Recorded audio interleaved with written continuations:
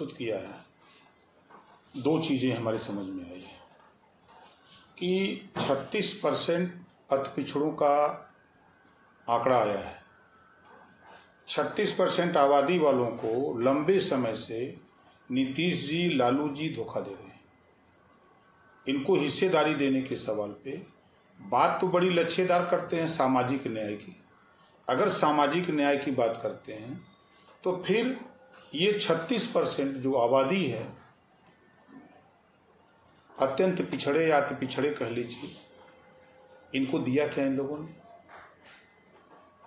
लालू जी की सरकार बनी तो लालू जी मुख्यमंत्री, जांच उनके खिलाफ आई तो राबड़ी जी मुख्यमंत्री, नीतीश जी अकेले खाली नीतीश जी मुख्यमंत्री। इन 36% लोगों को दिया क्या? यही बात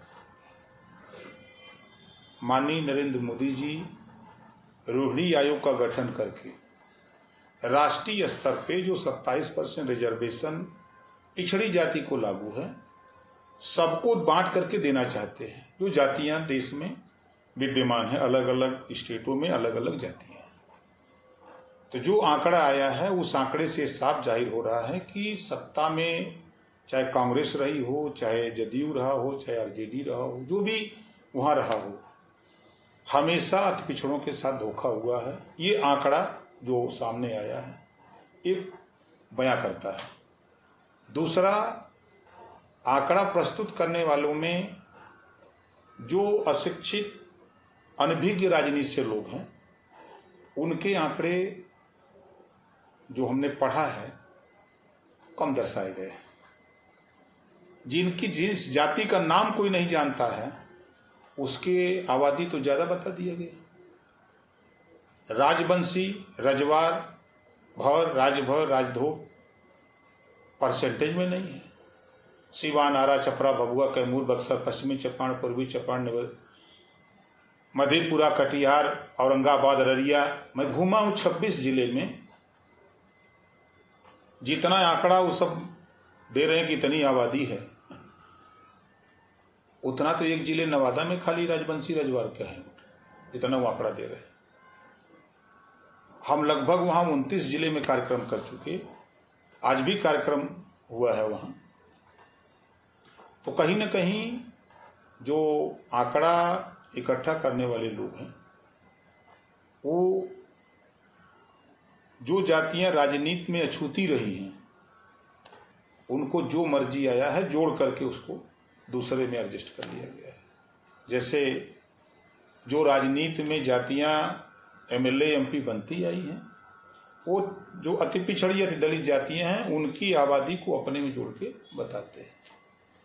अब जैसे जो आंकड़ा आया है उसको हमने देखा तो कुल मिला जुला करके जो 36% अति पिछड़ों की आबादी आई है, इनके साथ सरकारों ने धोखा किया। सामाजिक न्याय की बात करने वाले लालू जी, नीतीश जी, कांग्रेस जी भी उनके साथ। क्या इस 36% में से किसी जाति को इन लोगों ने सीएम की कुर्सी पर सामाजिक न्याय के दायरे में लाने का प्रयास किया? नहीं किया। अति पिछड़ों के साथ हमेशा धोखा हुआ है, धोखा हो रहा है। उसी बात को लेकर के मैं फिर कह रहा हूं कि माननीय नरेंद्र मोदी जी, जो रोहिणी आयोग का गठन हुआ राष्ट्रीय स्तर पे, जो उपेक्षित जातियां हैं, वंचित जातियां हैं, शोषित हैं, उनको हक दिलाने के लिए जो रिजर्वेशन लागू है पिछड़ों को, वो 27% का लाभ कुछ जातियां उठा रही हैं, जिसका जाति आंकड़ा जो आया है बिहार का प्रदर्शित कर रहा है। तो राष्ट्रीय स्तर पे वंचित शोषितों को वो आरक्षण का लाभ सामाजिक न्याय के दायरे में लाने का प्रयास हो रहा है। अभी जो किया गया होगा बिहार में जो हुआ है, उसके लिए कितना सही मानते हैं उसको आप? देखिए, हम जो आंकड़ा प्रस्तुत है उसमें हम दूसरी जाति को तो नहीं कह सकता हूं, लेकिन हम रजवार, राजवंशी, राजधो, भौर, राजभर के बीच में हम बड़ी संख्या में घूम रहे हैं। 29 जिले में इसकी आबादी है, 38 जिले हैं। अब 29 जिले में अगर इसकी आबादी है तो इसका आंकड़ा नहीं के बराबर क्यों आ गया? मैं सीवान में कार्यक्रम करता हूं, 8 विधानसभा, 8 में 20,000, 25,000, 30,000 वोट है, 40,000 तक। मैं नेवादा गया, नेवादा में अभी कार्यक्रम किया, 10,000 की भीड़ थी। तो 10,000 की भीड़ अगर हम देखें तो 50,000 वोट तो वही प्रदर्शित करता है। 16-17 वोट मोतिहारी में हमने देखा भीड़ हुई। तो अगर हम उसको 10,000 की भीड़ मान लें तब भी 50,000 तो वही वोट हो गया।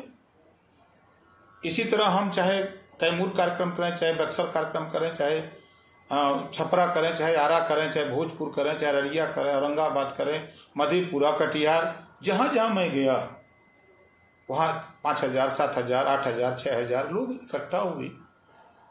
अब वो भीड़ वो जाति आंकड़े में नहीं दिख रही हो तो कहीं ना कहीं प्रश्न तो उठता है। तो क्या आपको लगता है कि जो जाति गणना हुआ है वो ठीक नहीं हुआ है या उसको गलत दिखाया गया है? देखिए, जो जातियां राजनीति में सक्रिय नहीं हैं उन जातियों के वोट को दूसरी जातियों में गण लिया जाता है। जो गणना करने वाले लोग गए भी होंगे तो वो यही काम करते हैं, एक जगह बैठ जाते हैं, पूछ लेते हैं, लिख लेते हैं। डोर टू डोर तो गणना हुई नहीं। इतने जल्दी कैसे जातिवार जनगणना हो गई? तो क्या आपको लगता है कि जाति गणना सही नहीं है? भाई, सरकार के हिसाब से सही हो सकता है, लेकिन मेरे हिसाब से मैं जिस कम्युनिटी में घूमा हूँ उस कम्युनिटी को वोट को गिनती नहीं हुई तो हम कैसे मान लें सही है?